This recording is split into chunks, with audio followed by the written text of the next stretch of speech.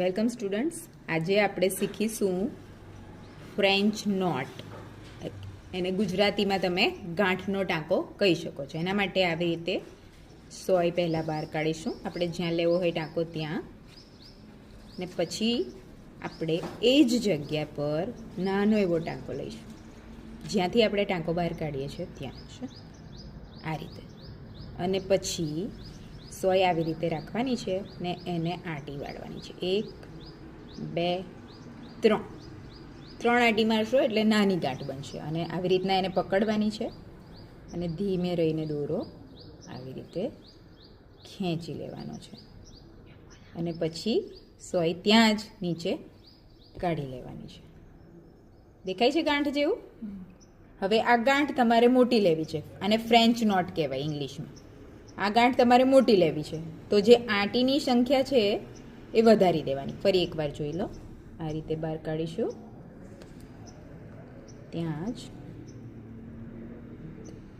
આનું એવી રીતે આમ લઈશું અને આંટી લઈશું.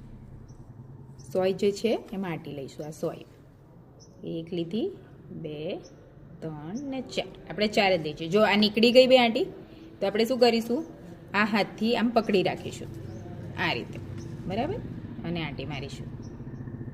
થઈ ગઈ 4. હવે એને અંગૂઠાથી આમ પકડી રાખીશું, નહીં તો શું થશે, સોય આમ ખેંચશો તો એની જોડે જોડે આંટી પણ નીકળી જશે. બરાબર, આ રીતે પકડીને ધીમે રહીને ખેંચી લેવાનું છે. આમ ખેંચશો એટલે ગાંઠ બની ગઈ. હવે એને નીચે આ રીતે કાઢી લઈશું. ખ્યાલ આવ્યો કેવી રીતે કરી? એકવાર ફરી જોઈ લો. આ થોડા અંતરે જ લેવાનું છે એટલે તમને ખ્યાલ આવે. આનો ઉપયોગ પણ તમે અલગ અલગ ડિઝાઇનમાં અલગ અલગ રીતે કરી શકો છો એમ્બ્રોઇડરીમાં. બરાબર છે? ફરી એકવાર જોઈ લો કેવી રીતે કરું છું.